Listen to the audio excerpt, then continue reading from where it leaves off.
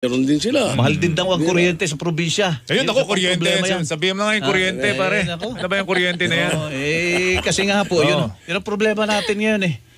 Ngayon sa balita sa Senado pinag-uusapan bakit? Ang tanong bakit mas mahal ang residential rate kaysa commercial rate ng kuryente natin ngayon? Nakakatulong ba? Ang mahal-mahal na nga ng mga bilihin natin. Anong sinagot ng tinanong? Kasi pag commercial daw is for profit. Kaya nga dapat mas mahal yun eh. Sabi ko nga, di baliktad nga. Dapat nga. Kung for profit, di baliktad nga. Dapat yung commercial na mas mataas. Anong ipupush ninyo na legislation doon, Senator, para masasigurado natin na mapapaba talaga natin ang presyo ng kuryente? Kasi parang paulit-ulit na natin naririnig yung lahat ng mga proposals and yet hindi po nagmamaterialize. Pagdating sa kuryente, naku, mabigat yan. I cannot talk off my head. Hindi ko napag-aralan yung tanong mo na yan. So mahirap. No? Alam nyo, siguro ngayon pa lang pag-isipan nyo na, Tito Sen, kasi halos lahat ng ating mga kababayan nagre-reklamo dahil nagkakanda-utang sila sa pagbabayad ng kuryente. Tapos next month, hindi nila alam kung paano nila babayaran ulit yung kuryente dahil magkakautang ulit sila. Buti kung ganun lang. Ito na lang pinaghahanap buhay, paring Melo Puputulan ka nga ng 3 araw ka lang hindi makabayad. May disconnection notice ka na. Kaya nga Diba?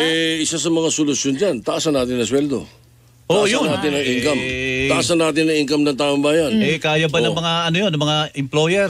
Speaking of meron nga akong 14-month pay na batas na pinopropose hanggang ngayon meron naman safeguard yun Yung mga kumpanya na hindi kaya, pwede naman Ando doon sa safeguards ng presidential decree na original no 13-month Lalagay din natin doon sa 14-month. Pero yung 14-month pay, malaki maitutulong sa mga kababayan natin, lalo na yung mga nagpapaaral.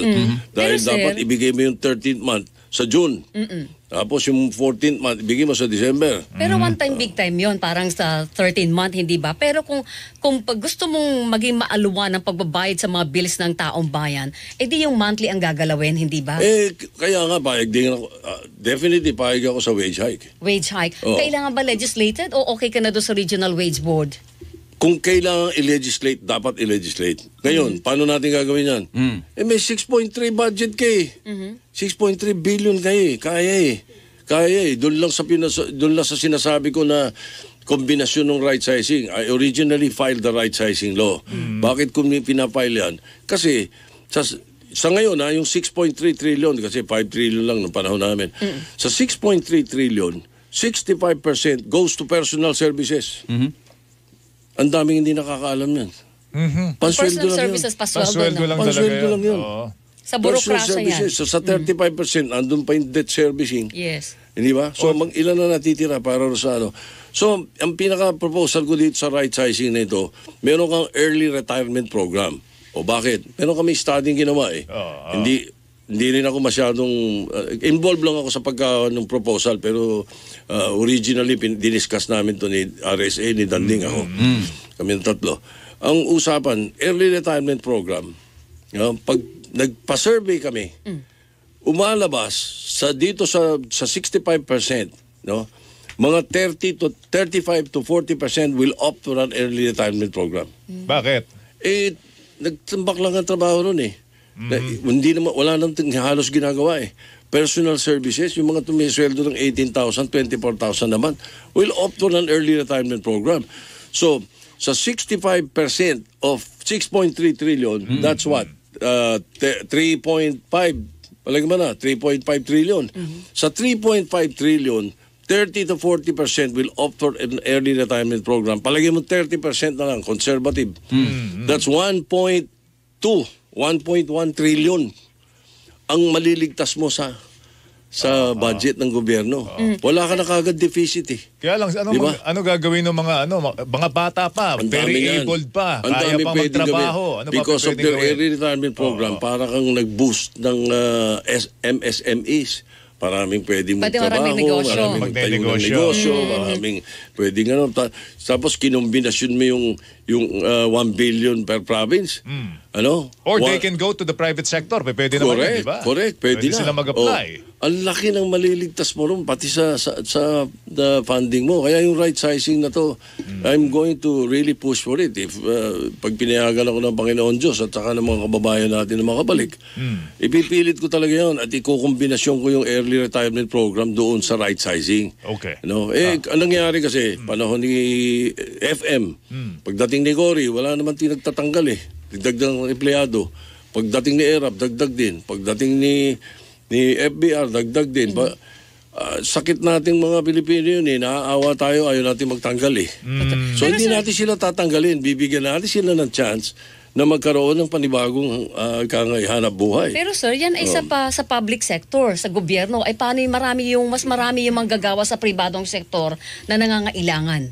Doon papasok nga yung, sabi ko nga, sang-ayon ako sa wage hike. Wage hike. Kung kumikita yung mga employers, bakit sila mamasamain nila yung tumaas ang sweldo ng palagi sinasabi, mas layoff daw po ang katapat ng yun ang sakit natin eh. Alam mo problema kasi, pagka kumakain ka ng 16 ounces na steak, pwede naman 8 lang ang kainin mo para naman maghigpit ka ng sinturon para yung kumakain ng galunggong, makakatikim naman ng pork adobo. Opo. Pero diba? sir, pwede bang national minimum wage na tayo? Ibig sabihin pare-pareho na lahat ang minimum wage all over the Philippines? Kailangan pag-aralan yan dahil may mga probinsya na medyo hindi kakayanin. Okay.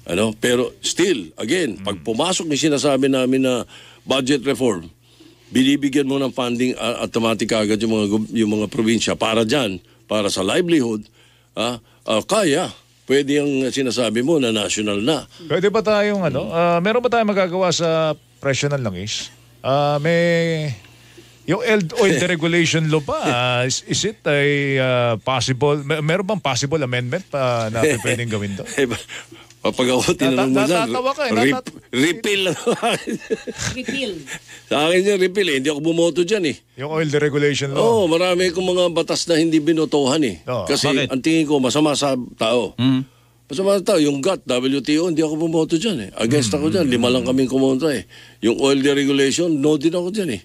Yung EPIRA, hindi rin ako bumoto dyan. 2 lang kami ni Senator na really kumontra sa EPIRA eh. May nakikita ka bang paraan para mapababa natin ang presyo ng langis? Kasi nga sinasabi, dikta ng world market eh. Pero meron ba tayong paraan? Ang dami kasing buwis dyan eh. Lagyan natin absorption capacity gobyerno.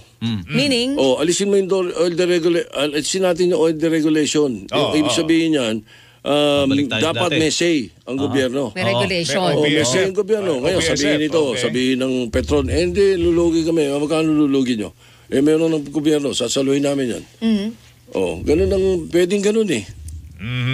Okay. Sasaluhin ang lugi ng mga kumpanya ng hindi langis. naman, Mabigat kung yun. pagkukulang nila.